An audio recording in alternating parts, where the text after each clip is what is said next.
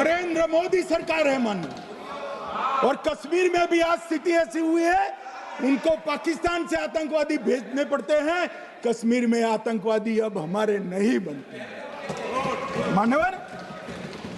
और मैं सलमान खुर्शीद जी को भी याद करना चाहता हूं। एक बार मैंने बड़े सवेरे में नाश्ता करता था, टीवी पर उनको रोते हुए देखा। मुझे लगा क्या हुआ, कोई बड़ी घटना हो गई। तो रोते रोते वो श्रीमती सोनिया गांधी के घर से बाहर आ गए कि बाटला हाउस की घटना देखकर सोनिया जी फूट फूट कर रो पड़ी। अरे रोना था तो शहीद मोहन शर्मा के लिए रोते, बाटला हाउस के आतंकवादियों के लिए रोना आता है। और मान्यवर हमें पूछते हैं कि आपने क्या किया। कोई अधिकार नहीं है पूछने का, कोई अधिकार नहीं है मान्यवर। और ये हमें पूछते थे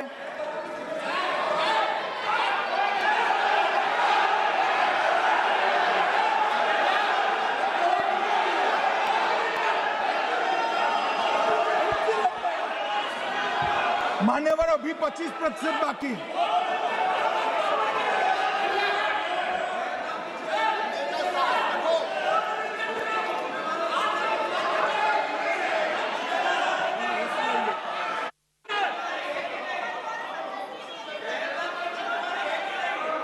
बैठिए, जवाब दे रहे हैं ना, आपका जवाब दे रहे हैं। आपका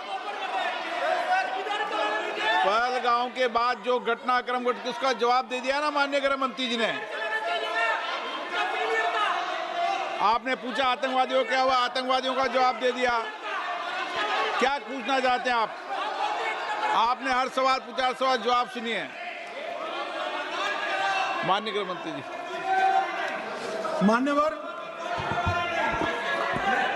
मान्यवर इन लोगों को कल ऐसा था कि ये जो बेसरन के गुनहगार है वो पाकिस्तान भाग गए।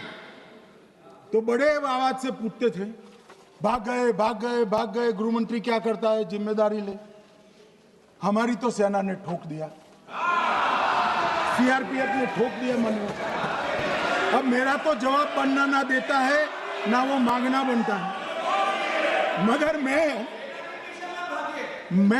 मैं उनको कुछ पूछना चाहता हूं।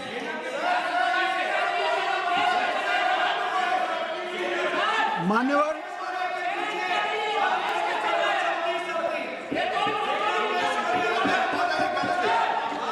प्लीज, मारेगी तो सेना है ना, सेना अब ऐसे भी मारेगी ना। तो वो भी ये कह रहे हैं सेना और सीआईएसएफ ने मारा।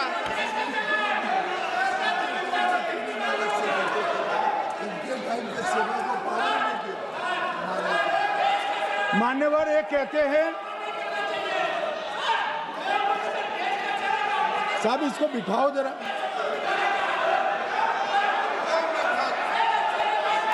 हाँ प्लीज बैठिए बैठिए बैठिए बैठिए बैठिए।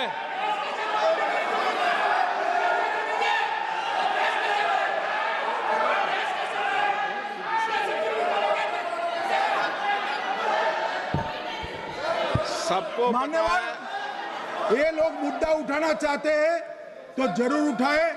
मैं आज सुबह ही सलमान खुर्शीद जी का वो इंटरव्यू मेरे मोबाइल में रिजर्व कर आया हूं। आप जब भी कहोगे ये पूरे टीवी पर बताने के लिए मैं तैयार हूं। सेव कर आया हूं। इनकी इच्छा है तो कल एक समय तय करिए, यहां बता दीजिए चारों टीवी में, और देश की जनता भी देख लो।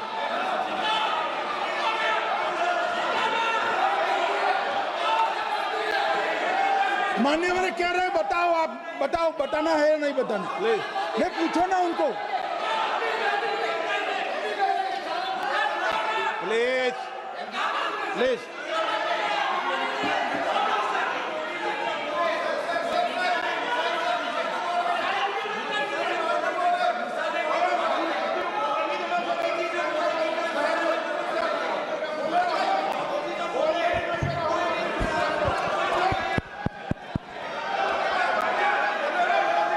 बिट्टू बैठ जा। मान्यवर ये पूछ रहे थे कि क्यों भाग गए। अब मेरा समय काफी जाया गया, मैं जरा संक्षिप्त में कहता हूं, घटनाओं पर नहीं जाऊं। दाऊद इब्राहिम कासकर 1986 में भागा, श्री राजीव गांधी की सरकार।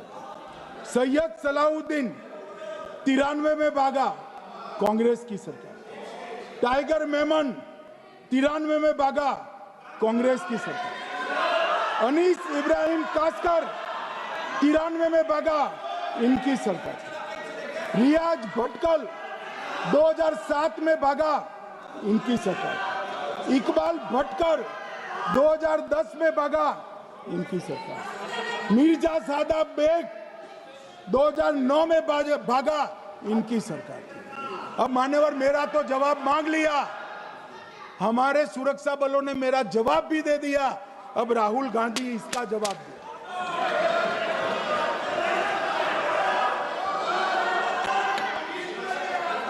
मान्यवर, अब मैं कश्मीर के विषय में मैं बात करना चाहता हूं। कल कहते थे कि गृह मंत्री ने भाषण किया था कि 370 की कलम जाएगी तो आतंकवाद कम हो जाएगा। क्या हुआ? मान्यवर, मेरा हिसाब देना बनता है। हम भारतीय जनता पार्टी के कार्यकर्ता हैं, ये नरेंद्र मोदी जी की सरकार है, हम जवाबदेह होते हैं जनता के प्रति, संसद के प्रति और देश के हितों के प्रति। मैं आज देश की जनता के सामने 2004 से 14 और 2015 से 25 10-10 साल का लेखा जोखा रखना चाहता हूं। 2004 से 14 में अखंड सोनिया मनमोहन की सरकार थी 10 साल की, और 15 से 25 अखंड रूप से नरेंद्र मोदी जी की सरकार। कश्मीर में टेरर इंसिडेंट 7217 हुए थे 2004 से 14 में। 70% की कमी के साथ 2150 हो गए 1525। नागरिकों की मृत्यु 2004 से 14 में 1770 हुई, 2015 से 25 में कम होकर 357 हो गई, 80%। सिक्योरिटी फोर्सेस की मृत्यु 1060 हो गई उस वक्त, और हमारे समय में 542 हुई, और टेररिस्टों की मृत्यु में 123% की वृद्धि हुई। ये हमें पूछ रहे हैं क्या हुआ? आंकड़े से भाग नहीं सकते भाई,